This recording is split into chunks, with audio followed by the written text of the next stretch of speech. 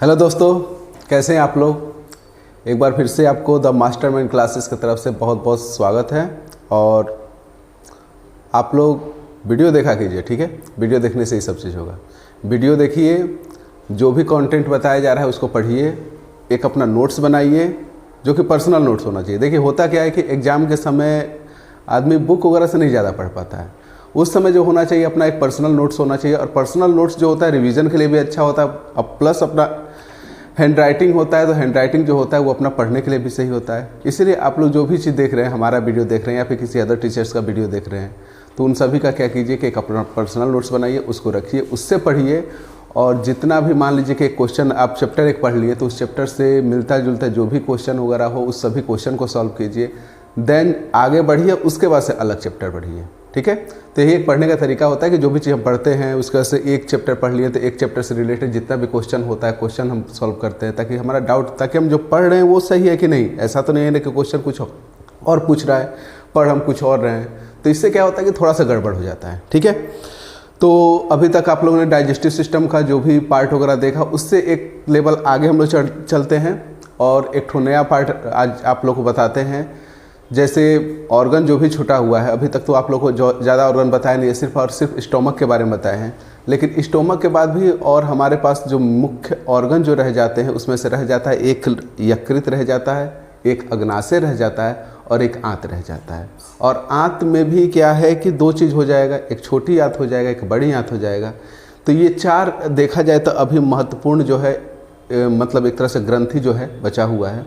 इसको बताने के बाद सबसे जो मेन चीज़ होगा वो होगा क्या चीज़, कि जितना भी अभी तक डाइजेस्टिव सिस्टम से रिलेटेड क्वेश्चन पूछा हुआ है किसी भी एग्जाम में, यूपी पीसीएस में पूछा हो, यूपीएससी में पूछा हो, बीपीएससी में पूछा हो, आरएएस में पूछा हो, या फिर अदर कोई भी कंपटीशन एग्जाम में अभी तक डाइजेस्टिव सिस्टम से रिलेटेड जितना भी क्वेश्चन पूछा हुआ है उस सभी क्वेश्चन को सॉल्व कराएंगे, ताकि आप लोग को लगे कि आप लोग जो पढ़ रहे हैं वो अच्छा पढ़ रहे हैं और हमको भी लगे कि जो हम पढ़ा रहे हैं वो क्या पढ़ा रहे हैं, ठीक पढ़ा रहे हैं, ठीक है।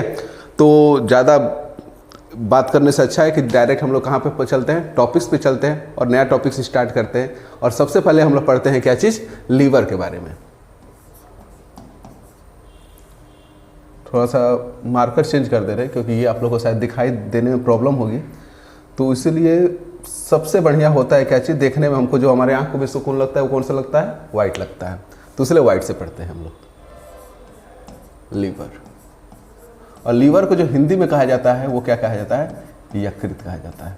बहुत सारे बच्चों को शिकायत है कि सर क्या कर रहे हैं कि सिर्फ और सिर्फ इंग्लिश में पढ़ा रहे हैं और हिंदी वाले को प्रॉब्लम आ रही है।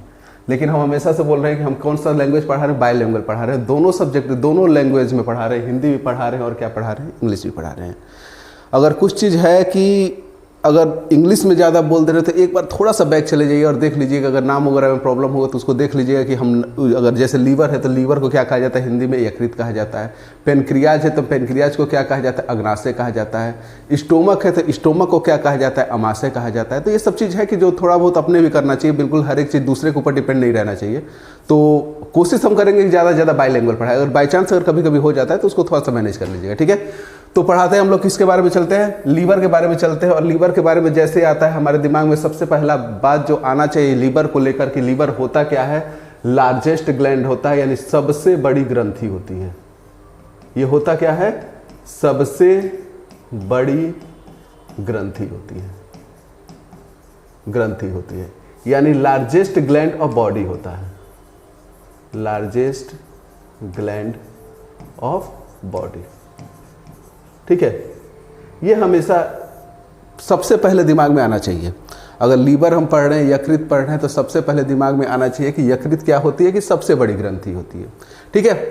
दूसरी चीज़ है कि यकृत होता कहाँ पे है, यकृत की संख्या कितने होता है। मान लीजिए कि जो बायोलॉजी नहीं पढ़ा हुआ है उसको तो कभी कभी ऐसा हो सकता है ना कि मालूम ही ना हो कि हमारे शरीर में यकृत कितना हुआ है, 1 है, 2 है, 2 से ज़्यादा है, 5 है, 10 है, 100 है, 20 है, कितना है। तो ये होना चाहिए कि यकृत जो हमारे शरीर में होती है वो कितनी होती है, 1 होती है। 1 क्या होती है, यकृत होती है, ठीक है। और होता कहाँ पे है, हमारा जो उदर गुहा है, ठीक है। इसी को क्या कहा जाता है, पेट को उदर गुहा कहा जाता है। उदर गुहा है, उदर गुहा के दाहिने साइड में होता है। कहाँ पे होता है, राइट साइड में होता है, राइट साइड में होता है। और वो भी कहाँ पे, उदर गुहा में। उदर गुहा में, ठीक है। उदर गुहा में कहाँ पे होता है? राइट साइड में। देखिए एक चीज होता है, ये चेस्ट होता है, ठीक है, जिसको सीना कहा जाता है, और ये जो होता है उसके नीचे क्या होता है कि पेट होता है, जिसको क्या कहा जाता है? उदर कहा जाता है। और उन दोनों के बीच में एक मसल्स पाया जाता है, जिसको क्या कहा जाता है? डायफ्राम कहा जाता है, ठीक है। तो जो डायफ्राम होता है यहाँ पर ज्वाइंट होता है, यानी एक तरह से देखा जाए तो चेस्ट और एब्डोमेन दोनों का जो ज्वाइंट होता है उसी को क्या कहता है? डायफ्राम कहा जाता है। और डायफ्राम के जस्ट नीचे क्या होता है? हमारा लीवर होता है। और लीवर की संख्या कितनी होती है? एक होती है। और होता कहाँ पे? हमारे राइट साइड में होता है, ठीक है। और कहाँ पे? डायफ्राम के जस्ट नीचे होता है, ठीक है। तो ये मालूम चल गया कि कहाँ पे होता है। हमारे लीवर जो होता है कितना होता है? एक होता है, राइट साइड में होता है, उदर गुहा में होता है, और डायफ्राम के जस्ट नीचे होता है, डायफ्राम के नीचे होता है, ठीक है, नीचे होता है। चलिए दो चीज हमको मालूम चल गया कि सबसे बड़ी ग्रंथि होती है दाहिने साइड में होती है, उदर गुहा में होती है, डायफ्राम के ठीक नीचे होती है। अगला चीज है कि इसका वजन कभी कभी पूछ देता है कि जो लीवर होता है, लीवर का वजन कितना होता है। तो लीवर का जो सामान्यतः वजन माना जाता है वो कितना माना जाता है? 1.5 kg माना जाता है, 1.5 kg के करीब में। एक सामान्य अगर कोई व्यक्ति है तो सामान्य व्यक्ति में, नॉर्मल पर्सन्स में, जो लीवर का वजन जो होता है लगभग होता है 1.5 किलो। अब हम लगभग इसलिए बोल रहे हैं कि ऐसा जरूरी नहीं कि सभी व्यक्ति में एकदम एक्यूरेट 1.5 किलो ही होगा। किसी में हो सकता है कि 1300 ग्राम हो, किसी में हो सकता है 1400 ग्राम है, किसी में 1500 ग्राम हो सकता है, किसी में 1600 ग्राम हो सकता है, किसी में 1700 ग्राम हो सकता है, ऐसा हो सकता है। लेकिन जो सामान्य माना जाता है वो कितना माना जाता है? 1.5 kg माना जाता है, ठीक है। इसका रंग कैसा होता है? तो इसका रंग कैसा होता है? डार्क ब्राउन होता है। कैसा रंग का होता है? डार्क ब्राउन कलर का होता है, यानी गहरा भूरा रंग का होता है, ठीक है, गहरा भूरा रंग का है। लेकिन ये सब चीज़ से हमको ज़्यादा इंपॉर्टेंट नहीं है। सबसे ज़्यादा इसमें जो इंपॉर्टेंट है वो कौन सा है? सबसे बड़ी ग्रंथि होती है, इसका वजन कितना होता है? लगभग 1.5 किलो के करीब में होता है। इसका रंग कैसा होता है? गहरा भूरा रंग का होता है। लेकिन यहाँ से क्वेश्चन कम पूछता है, सबसे ज़्यादा क्वेश्चन पूछता है कि लीवर का कार्य क्या होता है, कौन कौन सा कार्य जो है वो यकृत करता है यहाँ से। तो लीवर का देखा जाए तो एक दिन में लगभग जो है 500 से ज़्यादा कार्य करता है, ठीक है। इतना छोटा सा है लीवर, सिर्फ और सिर्फ 1.5 किलो का इसका वजन है, लेकिन एक दिन में देखा जाए तो कितना कार्य करता है? 500 से अधिक कार्य करता है। उसी लिए जब इसकी कोशिका जब क्या होता है थोड़ा सा डैमेज हो जाती है तो आदमी को बोल दिया जाता है क्या चीज़? ये कि अब चलना फिरना छोड़ दो क्योंकि तुमको क्या हो गया है? जॉन्डिस हो गया है, ठीक है। तो जॉन्डिस एक बीमारी होता है, वो किसके कारण, कहाँ पे होता है? लीवर होता है। लीवर की जो कोशिका जब खराब हो जाती है तो उसी को जॉन्डिस कहा जाता है। और वही जॉन्डिस जब थोड़ा सा और डैमेज कर देता है तो उसी को क्या कहा जाता है? हेपेटाइटिस कहा जाता है। और हेपेटाइटिस भी ज़्यादा डैमेज हो जाता है तो उसको हेपेटाइटिस बी कहा जाता है। और हेपेटाइटिस बी का जो आखिरी स्टेज होता है वो क्या होता है? हेपेटाइटिस सी होता है, जो आदमी देख नहीं पाता, उससे पहले ही कहाँ पर चला जाता है? जाके भगवान का दर्शन करने चला जाता है, ठीक है। तो उससे बचना चाहिए हमको, क्योंकि कभी भी अच्छा खाना खाना चाहिए, क्योंकि प्रदूषित जो भोजन होता है उसी सब चीज़ से होता है, उसमें वायरस वगैरह पाए जाते हैं, उसमें बैक्टीरिया वगैरह पाए जाते हैं, जो हमारे शरीर के हर एक पार्ट को, हर एक अंग को क्या करते हैं? डैमेज करते रहते हैं। तो छोड़ते हैं इसमें। इसके बाद से हम देखते हैं कहाँ पे हम लोग जाएंगे? कार्य के बारे में, ठीक है, कि लीवर का कार्य क्या होता है। यहां से क्वेश्चन खूब आता है कि लीवर का कार्य क्या होता है। तो एक एक कार्य को हम लोग क्या करेंगे? एकदम अच्छा से पढ़ लेंगे। ज़्यादा कार्य हम लोग को नहीं पढ़ना है। 500 कार्य करता है, 500 से अधिक कार्य करता है, लेकिन हमको 500 से अधिक कार्य नहीं पढ़ना है। हमको सिर्फ उतना ही कार्य पढ़ना है कि जितना से हमारा सभी क्वेश्चन सही हो जाए। जो कार्य जो है लगभग जो है परीक्षा में पूछा जाता है वही पढ़ना है, और वो क्या हो जाए? सही हो जाए, ठीक है। तो सबसे पहला इसका जो फंक्शन होता है वो क्या होता है कि पित्त का उत्पादन करना। पित्त का उत्पादन करना, ठीक है। पित्त को इंग्लिश में जो कहा जाता है वो क्या कहा जाता है? बाइल कहा जाता है, बाइल कहा जाता है। लीवर का सबसे पहला कार्य होता है क्या करना? पित्त का उत्पादन करना। और ये पित्त क्या करता है? वसा को पचाता है। क्या करता है? वसा को पचाता है, यानी वसा को पचाने में मदद करता है। हम आप लोग को बताए थे कि जब भोजन जब होता है, जब स्टोमक से कहाँ पे जाता है? छोटी आंत में जाता है, तो उसमें वसा होता है जो कि बड़े बड़े ग्लोब्यूल्स के रूप में होता है, ठीक है। तो पचने में जल्दी पच नहीं पाता है, तो उसीलिए क्या होता है कि जब जाता है तो वहां से क्या करता है कि लीवर जो है वो क्या करता है? तुरंत पित्त का सिक्रीशन करता है, और वो कहाँ पे कार्य करता है? वसा पर कार्य करता है। और जो लार्ज ग्लोब्यूल जो था उसको किस में तोड़ देता है? स्मॉल ग्लोब्यूल में तोड़ देता है, और वो आसानी से पच जाता है, ठीक है। तो सबसे पहला जो इसका कार्य क्या है? पित्त का उत्पादन। और पित्त करता क्या है? वसा को पचाने में मदद करता है। दूसरा जो कार्य होता है यह होता है यूरिया का संश्लेषण। क्या करना होता है? यूरिया का संश्लेषण। संश्लेषण मतलब होता है सिंथेसिस। यूरिया का सिंथेसिस एकदम अपने दिमाग में बैठा लीजिए, बहुत इंपॉर्टेंट क्वेश्चन होता है। यूरिया का सिंथेसिस हमेशा क्वेश्चन पूछता है कि यूरिया का सिंथेसिस करता कौन है। तो यूरिया का सिंथेसिस कहाँ पे होता है? हमारे यकृत में होता है, हमारे लीवर में होता है, ठीक है। और यूरिया बनता कैसे? आप लोग को मालूम हो कि हमारे शरीर में जितने भी हार्मफुल यानी टॉक्सिक सब्सटेंस होते हैं उनमें क्या होता है कि नाइट्रोजन पाया जाता है। जैसे अमोनिया, अमोनिया का फॉर्मूला क्या होता है? NH3 होता है। इसी को हम क्या कहते हैं? अमोनिया कहते हैं। और अमोनिया से क्या बनता है? यूरिया बनता है।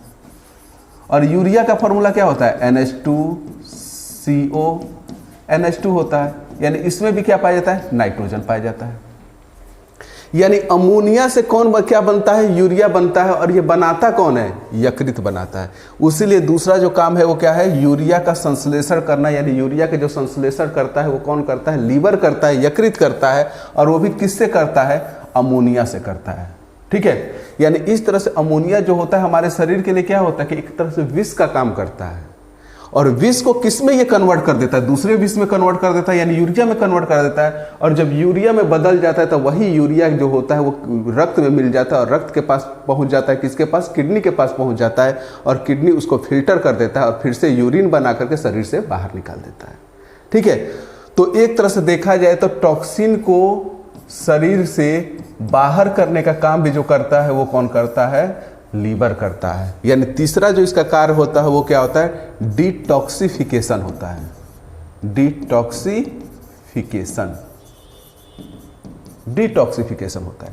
डिटॉक्सिफिकेशन का मतलब क्या होता है? डी मतलब होता है खत्म करना, ठीक है। डी मतलब क्या होता है? खत्म करना। और टॉक्सिन मतलब क्या होता है? जहर, विष। और फिकेशन मतलब क्या होता है? फिल्टर, यानी छानना। यानी जो विष हमारे शरीर में होता है, जैसे अमोनिया हो गए, यूरिया हो गए, ये सभी क्या होता है? हमारे शरीर के लिए विष का होता है। इनको क्या करता है कि जो हमारे शरीर से बाहर निकालने का कार्य करता है, खत्म करने का कार्य करता है, वो कौन करता है? यूरिया करता है। तो तीन जो है इंपॉर्टेंट अभी फंक्शन है। सबसे पहला क्या करता है कि पित्त का उत्पादन करता है।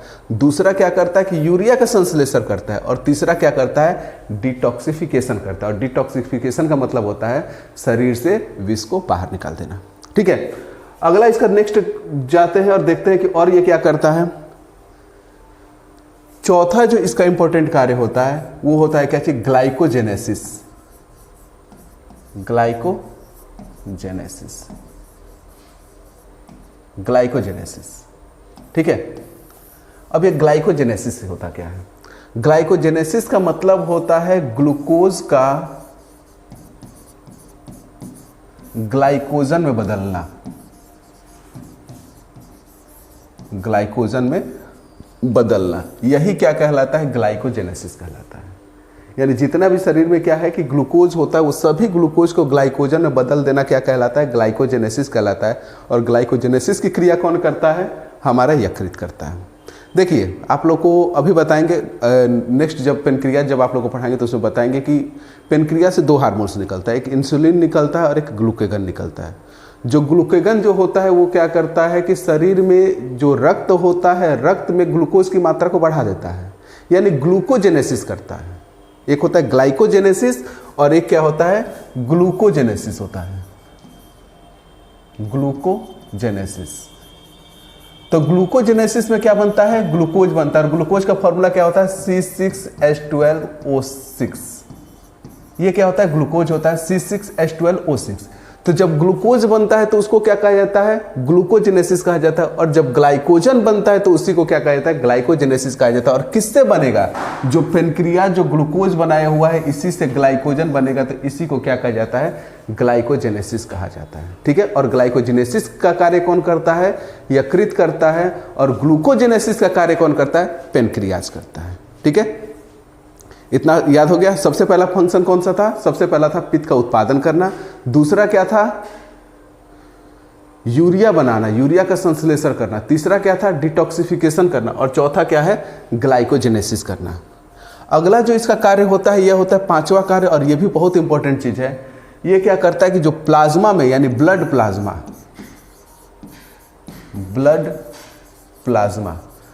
प्लाज्मा के जो प्रोटीन होते हैं, प्रोटीन का भी क्या करता है, यह उत्पादन करता है। ठीक है, जो ब्लड प्लाज्मा का जो प्रोटीन होता है उसका उत्पादन कौन करता है, यकृत करता है। अब आप लोग सोचेंगे कि ये ब्लड प्लाज्मा क्या है। ब्लड प्लाज्मा तो चलिए ठीक है, कभी कभी नाम सुन लिए हैं, लेकिन अब ब्लड प्लाज्मा में क्या प्रोटीन पाया जाता है। तो देखिए, जो ब्लड होता है उसके कितने भाग होते हैं, 2 भाग होते हैं। एक को क्या कहा जाता है, असंगठित कहा जाता है, और एक को क्या कहा जाता है, संगठित भाग कहा जाता है। जो असंगठित होता है इसी को क्या कहा जाता है, प्लाज्मा कहा जाता है। ठीक है, प्लाज्मा कहा जाता है। और ये पूरे जो रक्त होता है उसका लगभग जो है 55% भाग होता है। और जो संगठित होता है इसी में क्या पाया जाता है, आरबीसीज पाया जाता है, डब्ल्यूबीसीज पाया जाता है, और फिर से प्लेटलेट्स पाया जाता है। ठीक है, ये जो होता है संगठित भाग होता है, और ये कुल जो पाया जाता है कितना पाया जाता है, 45% के करीब में पाया जाता है। ठीक है, जो प्लाज्मा होता है ये लगभग 55% पाया जाता है, और इसी में 3 प्रकार के प्रोटीन पाए जाते हैं। कितने प्रकार के प्रोटीन पाए जाते हैं, 3 प्रकार के। पहला जो होता है उसी को क्या कहता है, फाइब्रिनोजन कहा जाता है। फाइब्रिनोजन, अब आप लोग को हिंदी में ही लिखना पड़ेगा, नहीं तो आप लोग फिर से बोलेंगे कि सर अंग्रेजी ज़्यादा पढ़ा रहे हैं। ठीक है, तो पहला प्रोटीन क्या होता है, फाइब्रिनोजन होता है। दूसरा जो होता है ग्लोब्यूलिन होता है, ग्लोब्यूलिन। और तीसरा जो होता है वो कौन सा होता है, एल्ब्यूलिन होता है, एल्ब्यूलिन। ठीक है, ये 3 प्रोटीन पाए जाते हैं, और ये तीनों प्रोटीन का जो उत्पादन करता है वो कौन करता है, यकृत करता है। यही हम बताए हैं, जो बताए हुए हैं कि जो यकृत का जो अगला कार्य होता है क्या होता है कि जो ब्लड प्लाज्मा होता है, ब्लड प्लाज्मा के प्रोटीन का जो उत्पादन करता है वो कौन करता है, यकृत करता है। और कौन कौन से प्रोटीन होते हैं, 3 प्रोटीन होता है। एक होता है फाइब्रिनोजन, दूसरा जो होता है कौन सा होता है, ग्लोब्यूलिन, और तीसरा जो होता है कौन सा होता है, एल्ब्यूलिन। ठीक है, इन तीनों प्रोटीन का जो उत्पादन करता है वो कौन करता है, यकृत करता है। फाइब्रिनोजन जो होता है ये रक्त का थक्का जमाता है। ठीक है, रक्त का थक्का जो जमाने वाला जो प्रोटीन होता है वो कौन सा होता है, फाइब्रिनोजन होता है। इम्यून सिस्टम को डेवलप करता है, यानी प्रतिरक्षा तंत्र जो होता है शरीर का वो कौन डेवलप करता है, ग्लोब्यूलिन डेवलप करता है। और जो हमारा जो ब्लड प्रेशर होता है, यानी जो क्या नाम है कि रक्त का जो प्रेशर होता है उसको जो बनाए रखने वाला जो प्रोटीन होता है वो कौन सा होता है, एल्ब्यूलिन होता है। और तीनों का जो उत्पादन करता है वो कौन करता है, हमारा यकृत करता है। तो समझ लीजिए यकृत कितना इंपॉर्टेंट होता है। ठीक है, तो पांचवा क्या होता है कि ब्लड प्लाज्मा का जो प्रोटीन होता है उसका उत्पादन कौन करता है, यकृत करता है। ये सब चीज़ अभी थोड़ा सा दिमाग में बैठा लीजिएगा। अभी जब हम आप लोग को सर्कुलेटरी सिस्टम पढ़ाएंगे तो सर्कुलेटरी सिस्टम में सब बताएंगे, हर एक प्रोटीन के बारे में बताएंगे, कौन सा रक्त होता है, क्या होता है, कैसे जाता है, कैसे आता है, क्या ऑक्सीजन कैसे लेता है, कार्बन डाइऑक्साइड कैसे लेता है, कौन कौन सा अन्य गैस होता है, वो सब चीज़ आप लोग को बताएंगे सर्कुलेटरी सिस्टम में। लेकिन अभी सिर्फ और सिर्फ समझ लीजिए कि ब्लड प्लाज्मा में का जो प्रोटीन होता है उसका उत्पादन कौन करता है, यकृत करता है। एक ठो नेक्स्ट जो आप लोग का है इसका फंक्शन जो है,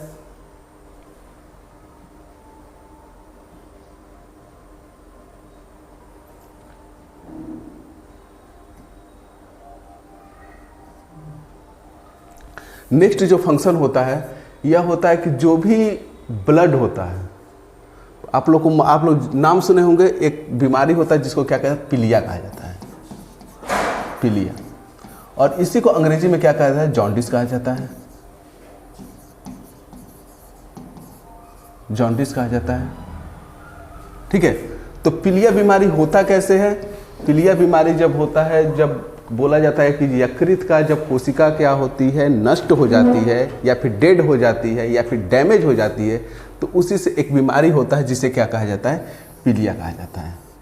जब कभी भी पीलिया होता है तो होता क्या है कि हमारा शरीर जो होता है पीला पीला हो जाता है, उसीलिए इसको पीलिया कहा जाता है। प्राचीन समय में इसको मांडुक रोग कहा जाता था, जो कि राजा प्रसेनजीत थे, मगध के राजा थे, क्या नाम है कि कौशल के शासक थे प्रसेनजीत, प्रसेनजीत को पीलिया रोग हो गया था, तब मगध के शासक बिंबिसार थे, अपना वैद्य यानी डॉक्टर को भेजे थे जिनका नाम था जीवक। तो उन्होंने जाकर के उनका पीलिया रोग का उपचार किया था। और वहाँ पर जो लिखा हुआ शब्द लिखा हुआ है, कौन सा लिखा हुआ है? मांडुक रोग कहा गया है। मांडुक रोग यानी पीलिया को ही क्या कहा जाता है? मांडुक भी कहा जाता है। इसी को अंग्रेजी में जॉन्डिस भी कहा जाता है और इसी को पीलिया भी कहा जाता है। और जॉन्डिस को ही क्या कहा जाता है? हेपेटाइटिस भी कहा जाता है। हेपेटाइटिस इसलिए कहा जाता है क्योंकि जो लीवर की जो कोशिका होती है उसको कौन सा कोशिका कहा जाता है? हेपैटिक सेल कहा जाता है। ठीक है, हेपैटिक सेल, लीवर की जो कोशिका होती है उसको क्या कहा जाता है? हेपैटिक सेल कहा जाता है। इसी को क्या कहता है? कूफर सेल भी कहा जाता है। कूफर सेल भी कहा जाता है। और जॉन्डिस में होता क्या है? जो कूफर सेल यानी हेपैटिक सेल होता है, ये क्या होता है? खत्म हो जाता है, डेड कर जाता है, मर जाता है।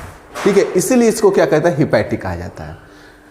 तो इसमें क्या होता है कि हमारा शरीर पूरी तरह से पीला हो जाता है क्योंकि लीवर काम करना बंद कर देता है। और लीवर काम नहीं करेगा तो क्या होगा? कोई भी हमारा भोजन पचेगा नहीं, क्योंकि भोजन लीवर से क्या होता है कि पाचन रस का उत्पादन होता है, पित्त का उत्पादन होता है, और यही क्या करता है? भोजन को पचाता है। और जब भोजन पचेगा नहीं, लीवर काम नहीं करेगा, तो हमारे शरीर में क्या होगा? रक्त नहीं बनेगा। रक्त नहीं बनेगा तो सिंपल सी बात है कि ये क्या हो जाएगा? शरीर पीला पड़ जाएगा। तो डॉक्टर क्या करता है? टेस्ट लिखता है कि आप लोग जाइए ब्लड टेस्ट कराइए। और ब्लड टेस्ट हम लोग कराते हैं तो उसमें कुछ प्रोटीन लिख करके आता है। ठीक है, और वो प्रोटीन जो होता है उसका जो नियंत्रण करता है वो कौन करता है? हमारा यकृत करता है। यानी सिंपल सी बात है कि जो भी रक्त का जो प्रोटीन होता है, रक्त का प्रोटीन का नियंत्रण जो करता है वो कौन करता है? हमारा यकृत करता है। ठीक है, तो ये सभी क्या हो गया? हमारे यकृत के बारे में हो गया। इससे ज़्यादा हमको यकृत में नहीं पढ़ना है। सबसे पहले क्या चीज़ है? यकृत होता क्या है? यकृत जो है लार्जेस्ट ग्लैंड होता है। सबसे बड़ी जो ग्रंथि होती है वो क्या होती है? यकृत होती है। दूसरी चीज़, हमारे शरीर में कितने यकृत पाए जाते हैं? कितने लीवर पाए जाते हैं? सिर्फ और सिर्फ एक पाए जाते हैं। और कहाँ पे पाया जाता है? हमारा उदर गुहा जो होता है, उदर गुहा में पाया जाता है। और किस दिशा में पाया जाता है? दाहिने साइड में पाया जाता है। और दाहिने साइड में भी कहाँ पे पाया जाता है? जो डायफ्राम होता है यानी छाती और जो पेट का जो जोड़ होता है उसी के जस्ट नीचे पाया जाता है, वही क्या होता है? लीवर होता है। कभी कभी एक क्वेश्चन आ जाता है कि लीवर में कितने लोब होते हैं, यानी कितने चैम्बर होते हैं? तो लीवर में कितने लोब होते हैं? 4 होते हैं। अगर बाई चांस अगर आ जाए तो हमारा जो लीवर होता है वो 4 चैम्बर्ड होता है। जैसे हमारा हृदय जो होता है 4 चैम्बर का बना रहता है, उसी तरह से जो हमारा लीवर जो होता है वो भी कितना चैम्बर का बना होता है? 4 चैम्बर का बना होता है, 4 लोब होता है। ठीक है, अगला चीज़ है कि लीवर का जो वजन होता है कितना होता है? लगभग 1.5 किलो का होता है। ठीक है, लगभग जो होता है 1.5 किलो का होता है। अब इसका कार्य सबसे पहला हम आप लोग को बताए थे कि लीवर क्या करता है? यूरिया का उत्पादन करता है, स्टोर नहीं करता है, उसको भंडारण नहीं करता है, उसको क्या करता है? उत्पादन करता है। अगर पूछ ले कि यूरिया का भंडारण कहाँ पे यूरिया का क्या करता है? उत्पादन करता है। ठीक है, दूसरा चीज हम बताए हैं कि ये क्या करता है कि पित्त का उत्पादन करता है। ठीक है, तो पित्त का उत्पादन कौन करता है? हमारा यकृत करता है। लेकिन अगर पूछ ले कि पित्त का जो है भंडारण कहाँ पे करता होता है, तो पित्त का भंडारण कहाँ पे होता है? पित्ताशय में होता है, गॉल ब्लैडर में होता है। ठीक है, उसके बाद से धन्यवाद, हमारे कैमरामैन बहुत होशियार हैं। जैसे देखे कि हमको खांसी आ रही है तुरंत हमको बॉटल का पानी पकड़ा दिए। बिना इनके हम लोग कुछ नहीं है।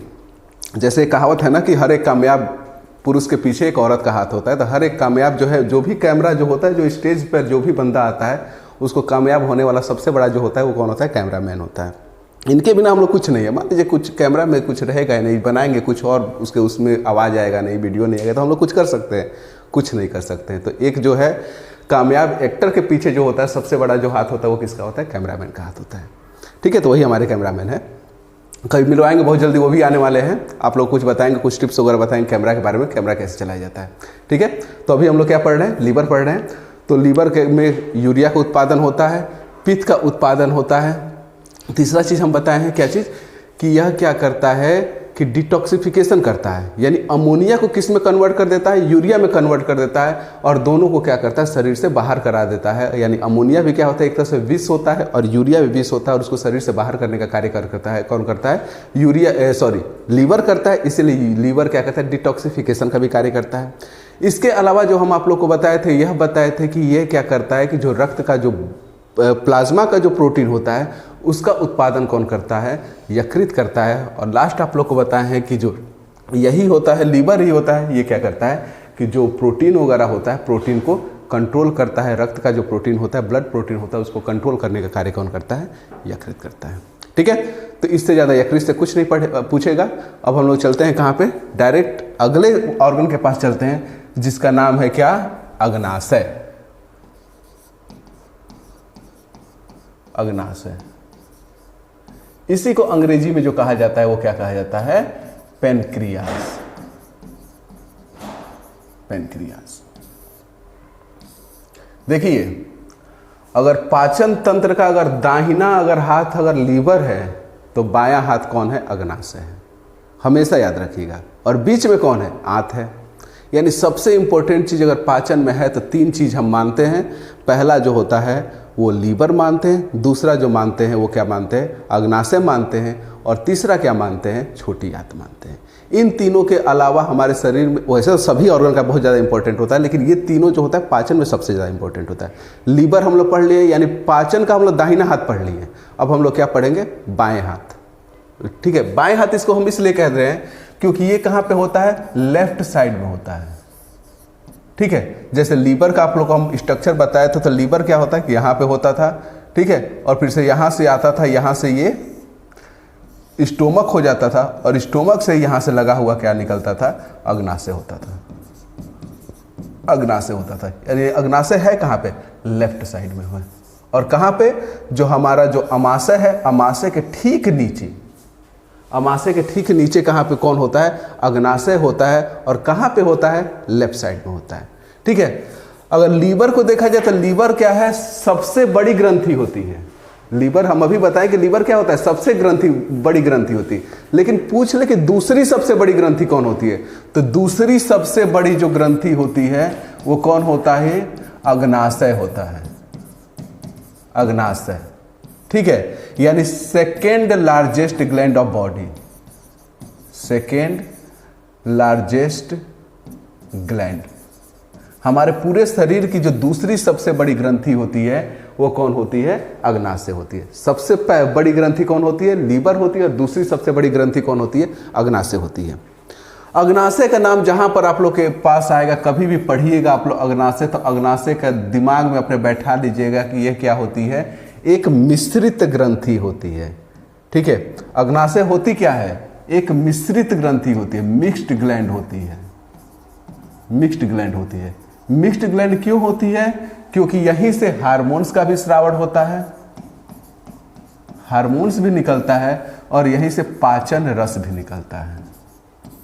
पाचन रस भी निकलता है। ठीक है, दूसरे पेज पे हम इसको पढ़ते हैं कि जो पेनक्रियाज होता है, अग्नाशय होता है। अग्नाशय क्या होती है? एक मिश्रित ग्रंथि होती है। मिश्रित ग्रंथि होती है। हमेशा याद रखिएगा कि जो अग्नाशय होता है वो क्या होता है? एक मिश्रित ग्रंथि होती है। तो इसको मिश्रित ग्रंथि हम क्यों कहते हैं? क्योंकि यहीं से 2 चीज निकलता है। ठीक है, 2 चीज निकलता है। एक जो निकलता है वो क्या निकलता है? हार्मोन्स निकलता है। और एक जो निकलता है यहां से क्या निकलता है? पाचन रस निकलता है। दोनों चीज निकलता है। और जो हार्मोन्स निकलता है वो कहां से निकलता है? जो भी नलिका विहीन ग्रंथि होती है, यानी बिना नलिका वाली, नलिका विहीन ग्रंथि, जिसको क्या कहा जाता है? अंतःस्रावी ग्रंथि कहा जाता है। अंतःस्रावी ग्रंथि। अंतःस्रावी ग्रंथि ही क्या करती है कि हमारे हार्मोन्स का स्रावन करती है। और जितने भी क्या होते हैं कि एक्सोक्राइन ग्लैंड होता है, यानी बहिर्स्रावी ग्रंथि, जिसमें नलिका नहीं पाई जाती, यानी बिना नलिका, जिसमें नलिका पाई जाती है, नलिका प्रेजेंट होता है, उसको क्या कहा जाता है? बहिर्स्रावी ग्रंथि कहा जाता है। बहिर्स्रावी ग्रंथि कहा जाता है। और वहां से क्या निकलता है? पाचन रस निकलता है।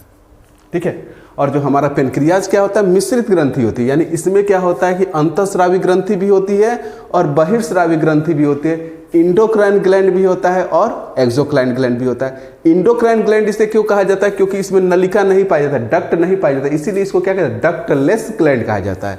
और जो बहिर्स्रावी ग्रंथि होते हैं इसमें क्या होता है? नलिका पाया जाता है। और जहां से नलिका पाया जाता है वहां से पाचन रस निकलता है। और जहां पे नलिका नहीं पाया जाता है यहां से क्या निकलता है? हार्मोन्स निकलता है। ठीक है, जो यहां से जो हार्मोन्स निकलता है, दो प्रमुख हार्मोन्स निकलता है। पहला जो निकलता है वो कौन सा निकलता है? ग्लूकेगन निकलता है। और दूसरा कौन सा निकलता है? इंसुलिन निकलता है। इंसुलिन निकलता है। हमेशा याद रखिएगा, बहुत ज्यादा इंपॉर्टेंट है। ठीक है, दोनों ये हार्मोन समझ लीजिए कि एक दूसरे के एकदम एंटी काम करते हैं। एक बोलेगा पूरब चलो तो दूसरा बोलेगा पश्चिम पर चलो। ठीक है, ऐसे वाले ये हार्मोन्स है, ग्लूकेगन और इंसुलिन। पहला जो हार्मोन्स निकलता है उसको क्या कहा जाता है? ग्लूकेगन कहा जाता है। और दूसरा जो हार्मोन्स निकलता है उसको क्या कहा जाता है? इंसुलिन कहा जाता है। अब ये ग्लूकेगन करता क्या है? ग्लूकेगन क्या करता है? जो हमारा रक्त होता है, रक्त में, इसमें शायद आप लोग को देखने में प्रॉब्लम आएगी तो इसको हटा देते हैं, ये कलर को हटा देते हैं। ये कलर जो है देखने में प्रॉब्लम आ रही है। ठीक है, तो ग्लूकेगन करता क्या है? यह क्या करता है कि जो रक्त होता है, रक्त में शुगर की मात्रा को क्या कर देता है? बढ़ा देता है। ठीक है, रक्त में क्या करता है? शुगर की मात्रा को बढ़ा देता है। और जब शुगर की मात्रा को रक्त में बढ़ा देता है तो एक बीमारी हो जाती है जिससे क्या कहा जाता है? मधुमेह कहा जाता है। कौन सी बीमारी कहा जाता है? मधुमेह बीमारी कहा जाता है। और इसी को अंग्रेजी में क्या कहता है? डायबिटीज कहा जाता है। डायबिटीज। और डायबिटीज भी कौन सा है? मेलिटस। एक होता है डायबिटीज मेलिटस और एक होता है डायबिटीज इंसिपिडस। जो डायबिटीज इंसिपिडस होता है उसको उदक में कहा जाता है और वो वेसोप्रेसिन एक हार्मोन्स होता है उसके कारण होता है। लेकिन डायबिटीज मेलिटस जो होता है वो इसको क्या कहता है? मधुमेह कहा जाता है। और ये किसके कारण होता है? ग्लूकेगन हार्मोन्स के द्वारा होता है, क्योंकि ग्लूकेगन हार्मोन्स क्या करता है? रक्त में शुगर की मात्रा को बढ़ा देता है और इसी से क्या होता है? मधुमेह हो जाता है और इसी को डायबिटीज मेलिटस कहा जाता है। और ये जो ग्लूकेगन निकलता है वो कहां से निकलता है? अग्नाशय से निकलता है। ठीक है, दूसरा जो हार्मोन्स होता है उससे क्या कहा जाता है? इंसुलिन कहा जाता है। और ये क्या कर रहा है कि अगर शुगर की मात्रा को बढ़ा रहा है तो ये क्या करता है कि शुगर की मात्रा को, रक्त में शुगर की मात्रा को यानी शर्करा को क्या करता है? घटा देता है। ठीक है, शर्करा की मात्रा को क्या कर देता है? घटा देता है। इसीलिए जो इंसुलिन होता है, इंसुलिन का प्रयोग क्या किस में किया जाता है? जो मधुमेह होता है, मधुमेह के इलाज में किया जाता है। यानी किसी को भी अगर डायबिटीज हो गया है तो डॉक्टर उसका कौन सा दवा लिखेगा? उसको सही करने के लिए कौन सा दवा लिखेगा? इंसुलिन दवा लिखेगा। उसको क्या दिया जाता है? इंसुलिन का इंजेक्शन दिया जाता है। और इंसुलिन का इंजेक्शन देने के बाद ही क्या होता है कि उसका जो इलाज होता है, मधुमेह का इलाज किया जाता है। ठीक है, तो ये मालूम चल गया कि अग्नाशय क्या होता है कि अंतःस्रावी ग्रंथि के जैसे भी कार्य करता है। यानी यहां से हार्मोन्स निकलता है। कितने हार्मोन्स निकलता है? 2 हार्मोन्स निकलता है। ठीक है, यहां से कितने हार्मोन्स निकलते हैं? 2 हार्मोन्स निकलते हैं। एक ग्लूकेगन निकलता है और दूसरा जो होता है इंसुलिन निकलता है। ग्लूकेगन क्या करता है? रक्त में शुगर की मात्रा को बढ़ा देता है जिससे कौन सा रोग हो जाता है? मधुमेह हो जाता है और इसी को अंग्रेजी में डायबिटीज मेलिटस कहा जाता है। जबकि जो इंसुलिन होता है रक्त में शुगर की मात्रा को क्या कर देता है? कम कर देता है। और इसका जो प्रयोग होता है वो मधुमेह के इलाज में किया जाता है। ठीक है, इसके बाद से ये तो हो गया हार्मोन्स के बारे में। अब हम लोग क्या बात करेंगे? पाचन के बारे में, कि इससे भाई क्या निकलता है? पाचन रस भी तो निकलता है। और हम पढ़ क्या रहे हैं? पाचन तंत्र पढ़ रहे हैं, तो पाचन रस तो हमको पढ़ना पड़ेगा कि इसमें पाचन रस कौन सा निकलता है। तो जो इसका जो पाचन रस होता है इसको क्या कहा जाता है? पेनक्रियाटिक जूस कहा जाता है। Pancreatic juice. जूस मतलब क्या होता है? रस। खूब पीते होंगे आप लोग, हाँ, 2-2, 3-3 ग्लास तो पीते ही होंगे रात में जाकर के। ठीक है, तो इसको क्या कहा जाता है? पेनक्रियाटिक जूस कहा जाता है। और हिंदी में अग्नाशयी रस कहा जाता है। अग्नाशयी रस। ठीक है, अग्नाशयी रस कहा जाता है। देखिए, जो पेनक्रियाज का यानी अग्नाशय का जो पाचन रस होता है उसको अग्नाशयी रस कहा जाता है। और ये देखा जाए तो पूरी तरह से पाचन रस का कार्य करता है। यानी कंप्लीट डाइजेस्टिव जूस होता है। ये क्या होता है? Complete digestive juice. Complete digestive juice होता है। क्यों कंप्लीट डाइजेस्टिव जूस इसे कहा जाता है? कंप्लीट डाइजेस्टिव रस कहा जाता है। क्यों? क्या कहा जाता है कंप्लीट डाइजेस्टिव रस। अगर क्वेश्चन आ जाए कंप्लीट डाइजेस्टिव रस यानी पूरी तरह से पचाने वाला रस कौन सा होता है, भोजन को पूरी तरह से पचाने वाला रस कौन सा होता है, तो कौन सा होता है, अग्नाशयी रस होता है। क्यों? क्योंकि इसमें क्या होता है कि 3 पाचन रस पाए जाता है। कितने पाए जाते हैं? 3 गो। हमेशा याद रख लीजिएगा इसको, तीनों का आप लोग एकदम नाम खूब बढ़िया से रट लीजिएगा कि कौन कौन सा पाया जाता है। पहला जो पाया जाता है वो कौन सा पाया जाता है, ट्रिप्सिन। कौन सा? ट्रिप्सिन। दूसरा जो होता है काइमोट्रिप्सिन, काइमोट्रिप्सिन। और तीसरा जो पाचन रस पाया जाता है उसे क्या कहता है, लाइपेज। लाइपेज। ये तीनों जो होता है यानी ट्रिप्सिन हो गया, काइमोट्रिप्सिन हो गया और लाइपेज हो गया, ये तीनों कहाँ से निकलता है, हमारे अग्नाशय से निकलता है। ठीक है। अब ट्रिप्सिन करता क्या है, ट्रिप्सिन हो या फिर काइमोट्रिप्सिन हो, ये दोनों क्या करता है कि प्रोटीन का पाचन करता है। ठीक है। छोटी आंत में होता है ना कि पूरी तरह से पाचन होता है, और छोटी आंत किससे सहायता लेता है, एक लीवर से लेता है और एक पेनक्रियास से लेता है। तो लीवर में क्या होता है कि बाइल होता है, और बाइल क्या करता है, फैट का पाचन करने में सहायता करता है। और जो पेनक्रियास होता है, पेनक्रियास में क्या होता है, पाचन रस निकलता है। पाचन रस में क्या चीज होता है, ट्रिप्सिन होता है, काइमोट्रिप्सिन होता है और लाइपेज होता है, जिसमें से ट्रिप्सिन जो होता है वो किसका पाचन करता है, प्रोटीन का पाचन करता है। काइमोट्रिप्सिन किसका पाचन करता है, प्रोटीन का ही पाचन करता है। और जो लाइपेज होता है वो किसका पाचन करता है, वसा का पाचन करता है, यानी फैट का पाचन करता है।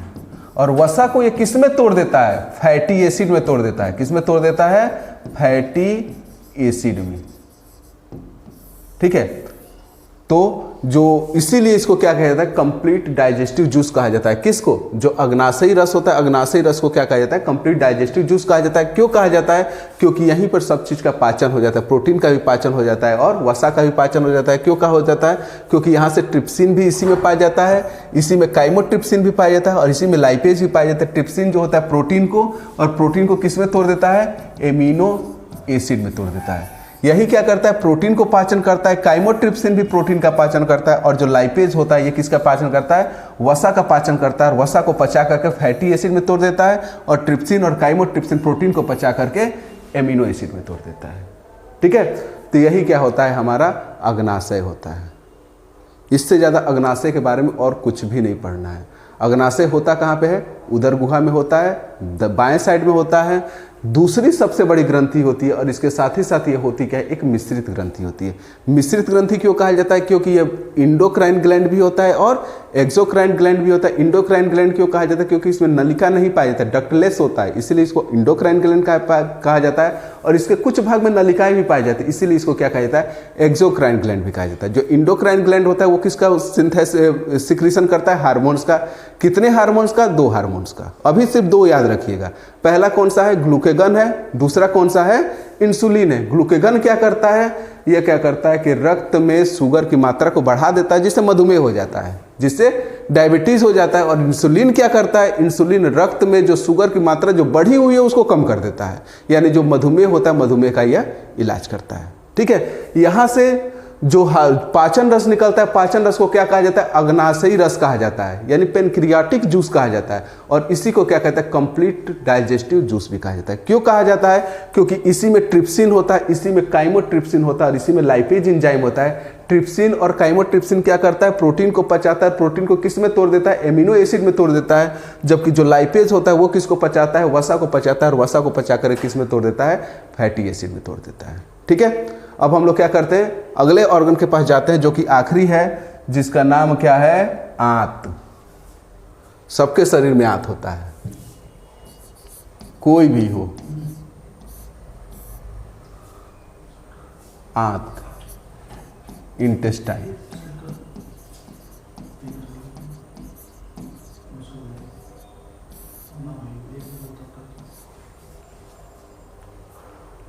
ठीक है। तो आंत के बारे में हम लोग बात करेंगे कि आंत अब क्या होता है। सबसे पहले याद रखिएगा कि आंत जो होता है पूरे पाचन अंग होता है, पूरे पाचन अंग का आखिरी भाग होता है। ठीक है। ये कौन सा भाग होता है, पाचन अंग जो भी होता है उसका जो लास्ट जो पार्ट होता है वही क्या होता है, आंत होता है। आंत कितने प्रकार के होते हैं, दो प्रकार के होते हैं। एक जो होता है उसे क्या कहता है, छोटी आंत कहा जाता है, छोटी आंत, और इसी को क्या कहा जाता है अंग्रेजी में स्मॉल इंटेस्टाइन कहा जाता है, स्मॉल इंटेस्टाइन कहा जाता है, ठीक है। और दूसरा जो होता है वो क्या होता है, बड़ी आंत होता है, बड़ी आंत। और बड़ी आंत को अंग्रेजी में क्या कहा जाता है, लार्ज इंटेस्टाइन, लार्ज इंटेस्टाइन कहा जाता है, ठीक है। सबसे पहले क्या होता है कि जो भोजन होता है, भोजन कहाँ पे जाता है, हमारे छोटी आंत में जाता है, यानी छोटी आंत के बारे में देख लेते हैं। आप लोग को बता चुके हैं कि छोटी आंत में क्या होता है कि संपूर्ण पाचन होता है, ठीक है, यानी कार्बोहाइड्रेट का भी पाचन हो जाता है, प्रोटीन का भी पाचन हो जाता है और वसा का भी पाचन हो जाता है, जो कि सहायता कौन करता है, लीवर करता है और अग्नाशय करता है।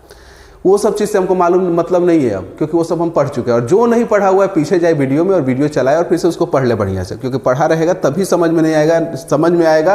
अगर नहीं पढ़ा रहेगा तो गारंटी दे रहे हैं कि नहीं समझ में आएगा। तो सबसे पहले जो पीछे वाला वीडियो उसको पढ़िए, उसके बाद से आगे आइए, फिर यहाँ पे जाइए और इसको पढ़िए। तो जो छोटी आंत होता है यहाँ पे पूरा पाचन भी होता है, पूरा क्या होता है, अवशोषण भी होता है, ठीक है। लेकिन उससे मतलब नहीं है हमको, क्योंकि वो सब चीज़ पाचन का था। लेकिन अब हम लोग क्या पढ़ रहे हैं, स्पेशलाइज्ड अंग पढ़ रहे हैं, ठीक है, जो विशेष जो अंग होता है उसके बारे में पढ़ रहे हैं। तो छोटी आंत से पूछ लेता है, क्वेश्चन पूछ लेता है कि छोटी आंत के कितने भाग होते हैं। तो छोटी आंत के कितने भाग होते हैं, 3 भाग होते हैं, ठीक है, 3 भाग होते हैं। पहला जो होता है उसी को क्या कहता है, ड्यूडेनम कहा जाता है, ड्यूडेनम, ठीक है। दूसरा जो होता है उसको क्या कहता है, जेजुनम कहा जाता है, जेजुनम। और तीसरा जो होता है वो क्या होता है, ई वाला इलियम, ठीक है। हम बोल रहे हैं क्या चीज, ई वाला, यानी ये क्या लिखा हुआ है, ई लिखा हुआ है, ई वाला इलियम बोल रहे हैं। इलियम जो होता है हमारे शरीर में 2 होता है, एक होता है बिल्कुल सेम ऐसे ही होता है, लेकिन उसका स्पेलिंग क्या हो जाता है, ELI हो जाता है, UM हो जाता है। तो ये क्या होता है, आई वाला इलियम होता है। तो आई वाला इलियम क्या होता है, हमारे शरीर की एक हड्डी होती है, जो कि पेल्विस गार्डिल होता है, पेल्विस गार्डिल की एक हड्डी होती है, उसी को क्या कहता है, आई वाला इलियम कहा जाता है। और जो ई वाला इलियम होता है ये क्या होता है कि छोटी आंत का एक भाग होता है, और वो भी कौन सा भाग होता है, सबसे बीच वाला भाग होता है। और यही क्या होता है कि सबसे बड़ा भाग होता है, ठीक है। जो ई वाला इलियम होता है ये क्या होता है कि छोटी आंत का भाग होता है और सबसे बड़ा भाग होता है। सबसे बड़ा भाग हम क्यों कह रहे हैं, क्योंकि जो ड्यूडेनम होता है इसकी जो लंबाई होती है लगभग जो होता है वो 25 सेंटीमीटर होता है, ठीक है। जो जेजुनम होता है इसकी लंबाई जो होती है 2.5 मीटर तक का होता है। और जो इलियम होता है, ई वाला इलियम होता है, इसकी लंबाई जो होती है लगभग 3.5 मीटर तक का होता है। यानी सबसे बड़ा जो होता है छोटी आंत का जो भाग होता है वो कौन सा होता है, ई वाला इलियम होता है। क्यों, क्योंकि ये 3.5 मीटर का होता है। दूसरा जो सबसे बड़ा होता है वो जेजुनम होता है 2.5 मीटर का, और सबसे छोटा जो होता है वो कौन सा होता है, ड्यूडेनम होता है। और ड्यूडेनम कितने का होता है, 25 सेंटीमीटर का होता है सिर्फ, ठीक है। और जो हमारा आंत होता है, छोटी आंत की जो लंबाई होती है लगभग 6 से लेकर के और 7 मीटर तक होता है, यानी 20 से लेकर के 22 फीट तक जो होता है छोटी आंत होता है। छोटी आंत आप लोग को हम बताए थे, स्ट्रक्चर में बताए थे कि छोटी आंत कैसा होता है, ऐसे ऐसे होता है, ऐसे ऐसे होता है, यानी एक तरह से कुंडलित आकृति होती है, कुंडलित आकृति होती है। कुंडलित आकृति इसकी क्यों होती है, क्योंकि मान लीजिए कि इसकी लंबाई जो है 6 से लेकर के 7 मीटर तक, और छोटा सा जगह में इसको एडजस्ट करना है। तो छोटा सा जगह में एडजस्ट करना पड़ेगा, तो क्या करना पड़ेगा, उसको कुंडलित आकृति करना पड़ेगा कि नहीं करना पड़ेगा, जिससे उसका अवशोषण के लिए जो स्थान ज़्यादा मिल सके, ज़्यादा अवशोषण कर सके, और जल्दी जल्दी हम क्या कर सके, खा सके। ज़्यादा पचेगा, ज़्यादा अवशोषित होगा, तभी तो हम लोग ज़्यादा खाएंगे ना। तो क्या होता है, इसीलिए इसकी जो आकृति होती है वो कैसी होती है, कुंडलित आकृति होती है। और इसकी जो छोटी आंत होती है, छोटी आंत की जो कार्यात्मक इकाई होती है, कार्यात्मक इकाई होती है, उसको क्या कहा जाता है, विलाई कहा जाता है, VILLI, विलाई, ठीक है। तो ये कभी कभी क्वेश्चन पूछ लेता है कि जो छोटी आंत होती है, छोटी आंत की कार्यात्मक इकाई क्या होती है। तो छोटी आंत की जो कार्यात्मक इकाई होती है उसे क्या कहा जाता है, विलाई कहा जाता है। और ये होता कैसा है, एक उंगली के जैसे रचना होती है, ऐसे ऐसे करके रचना होती है, उंगली समान रचना होती है, इसी को क्या कहा जाता है, विलाई कहा जाता है। और ये करता क्या है, अवशोषण करता है। जो भी पचा हुआ भोजन होता है, पचा हुआ भोजन का जो अवशोषण करता है वो छोटी आंत में होता है। और छोटी आंत में कौन करता है, एक उंगली समान रचना होता है, जिसको क्या कहा जाता है, विलाई कहा जाता है। और यही पचा हुआ भोजन का सबसे ज्यादा अवशोषण करता है। हमेशा याद रखिएगा, ठीक है। तो यानी छोटी आंत की जो कार्यात्मक इकाई होती है उसको क्या कहा जाता है, विलाई कहा जाता है। और विलाई क्या होता है, एक उंगली के समान संरचना होती है जो कि छोटी आंत के जो सरफेस होता है वहीं पर पाया जाता है, और ये अवशोषण करता है। अवशोषण जो छोटी आंत में होता है वो किसके द्वारा होता है, विलाई के द्वारा होता है। तो छोटी आंत, बस यही आप लोग को याद रखना है। छोटी आंत के कितने भाग होते हैं, 3 भाग होते हैं। कौन कौन सा होता है, ड्यूडेनम होता है पहला, दूसरा जेजुनम होता है, और तीसरा कौन सा होता है, इलियम होता है। सबसे छोटा कौन होता है, ड्यूडेनम होता है। कितने बड़ा होता है, 25 सेंटीमीटर का मात्र होता है। सबसे बड़ा कौन सा होता है, ई वाला इलियम होता है। कितना बड़ा होता है, 3.5 मीटर का होता है। और जो दूसरा जो सबसे बड़ा होता है वो कौन सा होता है, जेजुनम होता है। कितना बड़ा होता है, 2.5 मीटर का होता है, ठीक है। छोटी आंत की कार्यात्मक इकाई को क्या कहा जाता है, विलाई कहा जाता है। विलाई होता क्या है कि एक उंगली समान संरचना होती है। जैसे ये उंगली है ना, जैसे ये जिग जैग है, वैसे ही क्या होता है, उंगली के समान संरचना होती है। जो छोटी आंत का जो दीवार होता है वहीं पर पाया जाता है, और वो क्या करता है, अवशोषण करता है। जो भी पचा हुआ भोजन होता है उसका क्या करता है, अवशोषण कर लेता है, ठीक है। तो छोटी आंत बस इतना ही। उसके बाद हम कहां पहुंचेंगे, बड़ी आंत के पास पहुंचेंगे। बड़ी आंत, तो बड़ी आंत के बारे में आप लोग को बता चुके हैं कि बड़ी आंत इसका नाम है, लेकिन ये बड़ा नहीं होता। ये क्या होता है कि मोटा होता है, इसीलिए इसको क्या कहा जाता है, बड़ी आंत कहा जाता है। ये 2 से लेकर के 3 मीटर तक ही होता है, जबकि छोटी आंत जो होता है वो 6 से लेकर के 7 मीटर तक होता है। इसकी डायमीटर ज़्यादा होती है, मोटाई ज़्यादा होती है, इसीलिए इसको क्या कहा जाता है, बड़ी आंत कहा जाता है। बड़ी आंत में होता क्या था, इसमें 2 काम होता था। पहला जल, और दूसरा जो भी मिनरल्स होते हैं उन सभी का जो होता है अवशोषण। अवशोषण कहाँ पे होता है, बड़ी आंत में होता है, बस, ठीक है। जो जल और मिनरल्स का अवशोषण जो होता है वो कहाँ पे होता है, बड़ी आंत में होता है। लेकिन बड़ी आंत के भी भाग पूछ लेता है कि बड़ी आंत के कितने भाग होते हैं। तो जैसे छोटी आंत के 3 भाग होते हैं, वैसे बड़ी आंत के भी कितने भाग होते हैं, 3 भाग होता है। पहला जो होता है सिक्कम होता है, सिक्कम। दूसरा जो होता है कौन सा होता है, कोलन होता है। और तीसरा जो होता है रेक्टम होता है, ठीक है। 3 भाग होते हैं बड़ी आंत के भी, सिक्कम होता है, कोलन होता है, रेक्टम होता है। यानी अगर देखा जाए तो बड़ी आंत का अगर एक बार फिर से आप लोग तो चित्र बनाने में एकदम माहिर हो ही गए होंगे। ये क्या होता है, बड़ी आंत होता है, ठीक है। ये क्या होता है, बड़ी आंत होता है।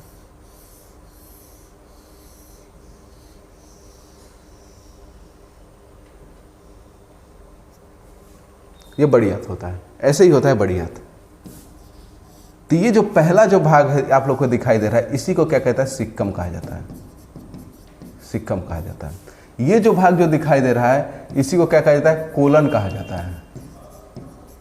और ये जो भाग दिखाई दे रहा है इसी को क्या कहा जाता है, रेक्टम कहा जाता है, रेक्टम कहा जाता है। और इसको हिंदी में क्या कहा जाता है, गुदा कहा जाता है, ठीक है। जिससे क्या होता है कि हम मल का परित्याग करते हैं, वही क्या होता है, रेक्टम होता है। देखिए जो सिक्किम होता है, सिक्किम पे एक छोटा सा 4 सेंटीमीटर का एक ठो संरचना होती है। कितना सेंटीमीटर का, 4 सेंटीमीटर का, ठीक है। यहां पर क्या होता है कि 4 सेंटीमीटर का ऐसे क्या होता है, लटका हुआ एक ठो संरचना होती है। और ये लगभग समझ लीजिए कि कानी उंगली है ना ऐसे, तो जैसे ये घुमा हुआ है वैसे ही क्या होता है, एक छोटा सा संरचना होता है, जिसको क्या कहा जाता है, कृमि रूपी परिशेषिका कहा जाता है। क्या कहा जाता है, कृमि रूपी परिशेषिका, ठीक है। कृमि रूपी परिशेषिका कहा जाता है हिंदी में। और अंग्रेजी में क्या कहता है, अपेंडिक्स कहा जाता है, अपेंडिक्स। अब देख लीजिए अब कितना का फर्क, उसीलिए तो आप लोगों को बोल रहे हैं कि अंग्रेजी में पढ़ा कीजिए। अंग्रेजी में आसान रहता है, बायोलॉजी क्या, साइंस कुछ भी पढ़ेंगे, केमिस्ट्री पढ़ेंगे, फिजिक्स पढ़ेंगे, बायोलॉजी पढ़ेंगे, वो अंग्रेजी में आसान होता है। अब हिंदी में कृमि रूपी परिशेषिका और अंग्रेजी में अपेंडिक्स। और अपेंडिक्स सबको मालूम है, आदमी बोलता है, आम चाल में बोलता है अरे पेट में बहुत दर्द हो रहा है, अपेंडिक्स बढ़ गया है, ठीक है। तो डॉक्टर के पास जाता है, डॉक्टर काट के निकाल देता है, वही क्या होता है, अपेंडिक्स होता है। इसे कृमि रूपी, कृमि मतलब क्या होता है, कीड़ा, और रूपी मतलब होता है समान। यानी ये कैसा होता है, कानी उंगली होता है और हमेशा क्या होता है कि हिलता हुआ रहता है। तो ऐसा लगता है कि पेट में कोई कीड़ा है जो कि हमेशा हिल रहा है, इसीलिए इसको क्या कहता है, कृमि रूपी परिशेषिका। और परिशेषिका का मतलब क्या होता है, अपेंडिक्स होता है। तो एक ऐसा ऑर्गन होता है जो कि सिक्किम से लगा हुआ रहता है, यानी बड़ी आंत का जो सिक्किम होता है उसका जो अंतिम भाग होता है उसी को क्या कहा जाता है, कृमि रूपी परिशेषिका कहा जाता है, अपेंडिक्स कहा जाता है। और इसकी लंबाई जो होती है वो कितना होती है, 4 सेंटीमीटर तक होती है। जब तक ये अस्थिर है, लगा हुआ है और हिल रहा है, तब तक ये हमारे लिए कोई खतरा नहीं है, ठीक है। लेकिन ये तकलीफ देने वाला ऑर्गन होता है। छोटा है सही है, बड़ा होगा तो बहुत तकलीफ देगा, और इतना तकलीफ देगा कि पेट वोट सब छिड़वा देगा ये, ठीक है। जब बड़ा होता है तो बहुत ज़्यादा पेट में दर्द होता है, और जाते हैं हम लोग डॉक्टर के पास, और डॉक्टर बोलता है क्या चीज़ कि अपेंडिक्स बढ़ गया है। और अपेंडिक्स बढ़ने का इलाज क्या है कि अपेंडिक्स को काट करके क्या कर दिया जाता है, निकाल दिया जाता है, यानी इसका कोई यूज़ नहीं होता है। इसीलिए जो अपेंडिक्स होता है ये क्या होता है, हमारे शरीर के लिए एक तरह से वेस्टिजियल ऑर्गन होता है। और खूब क्वेश्चन पूछता है कि वेस्टिजियल ऑर्गन इनमें से कौन सा होता है, और उसमें से एक ऑप्शन दे देगा, अपेंडिक्स का दे देगा, या फिर हिंदी में पूछ लेगा कृमि रूपी परिशेषिका के बारे में, और दे देगा कि इसमें से क्या है कि हमारा वेस्टिजियल ऑर्गन कौन सा है। तो वेस्टिजियल ऑर्गन कौन सा होता है, कृमि रूपी परिशेषिका होता है, यानी अपेंडिक्स होता है। और भी बहुत सारे वेस्टिजियल ऑर्गन होते हैं। जैसे क्या होता है कि हम लोग अक्सर देखते हैं कि हमारे लास्ट में जो जबड़ा होता है वहाँ पर क्या होता है, दर्द होता है। हर 4 महीने 5 महीने बाद क्या होता है, दर्द होता है। और एक हम लोग लोकल लैंग्वेज में बोलते हैं कि दांत निकल रहा है। तो सही बात है, दांत ऐसा वो दांत होता है जो निकलता है लेकिन कभी दिखता नहीं है। तो उसी को क्या कहता है, विस्डम टीथ कहा जाता है। क्या कहता है, विस्डम, ठीक है, विस्डम, विस्डम टीथ कहा जाता है, यानी विस्डम क्या कहा जाता है, दांत कहा जाता है, जो कि सिर्फ और सिर्फ स्वेलिंग करता है, निकलता नहीं और बहुत ज़्यादा दर्द देता है। 3-4 दिन तक रहता है, गर्म पानी से गरारा वगैरह करते हैं तो लगभग 3-4 दिन के बाद क्या होता है, सही हो जाता है। तो ये इसका भी हमारे शरीर में कोई रोल नहीं होता है। और यहाँ तक कि दांत से हम लोग क्या करते हैं, चबाते हैं, लेकिन ये दांत ऐसा होता है जब निकलता है तो चबाना हम लोग छोड़ देते हैं, क्योंकि उधर बहुत ज़्यादा दर्द होता है। ये भी हमारे शरीर के लिए किसी काम का नहीं होता है। इसलिए इसको भी क्या कहा जाता है कि एक तरह से वेस्टिजियल ऑर्गन कहा जाता है, ठीक है। कृमि रूपी परिशेषिका यानी अपेंडिक्स भी क्या होता है, वेस्टिजियल ऑर्गन होता है। विस्डम टीथ भी क्या होता है, वेस्टिजियल ऑर्गन होता है। हमारे जो शरीर का जो ये सब रुआ वगैरह है, जो हमारे छाती पे बाल होता है, जो हमारे साइड पीठ पे बाल होता है, वो भी सब क्या होता है, वेस्टिजियल ऑर्गन होता है। हमारे जो सर का जो बाल होता है वो भी क्या होता है, वेस्टिजियल ऑर्गन होता है। इसका भी कोई काम नहीं होता। हमारा जो नाखून जो बढ़ आता है, बाहर आ जाता है, ये भी क्या होता है, वेस्टिजियल ऑर्गन होता है। तो याद रखिएगा, कभी कोई परीक्षा में पूछ ले, बाल दे दे वेस्टिजियल ऑर्गन है, नाखून दे दे वेस्टिजियल ऑर्गन है, अपेंडिक्स दे दे वेस्टिजियल ऑर्गन है, विस्डम टीथ दे दे, इससे भी यह भी क्या होता है, वेस्टिजियल ऑर्गन होता है, ठीक है। तो अपेंडिक्स होता कहाँ पे है, जो बड़ी आंत होता है, बड़ी आंत का जो सिक्किम होता है, सिक्किम से ही लगा रहता है। इसकी लंबाई कितनी होती है, 4 सेंटीमीटर होता है, ठीक है। और क्या नाम है कि यह क्या होता है, एक वेस्टिजियल ऑर्गन होता है। तो इस तरह से चल करके हम लोग का डाइजेस्टिव सिस्टम का जितना भी ऑर्गन है, जितना भी प्रक्रिया होता है, जितना भी प्रोसेस होता है, जितना भी इंजाइम होता है, हर एक चीज़ के बारे में हम लोग बढ़िया से पढ़ चुके हैं, ठीक है। अब हम लोग क्या करते हैं कि जितना भी क्वेश्चन पूछा हुआ है इससे रिलेटेड उन सभी क्वेश्चन को हम एक बार सॉल्व करते हैं और फिर से देखते हैं कि हम लोग के पढ़ने में और पढ़ाने में कितना हम लोग को समझ में आया है, कितना नहीं आता है, ठीक है। तो मिलते हैं हम लोग अगले क्वेश्चन सॉल्व में।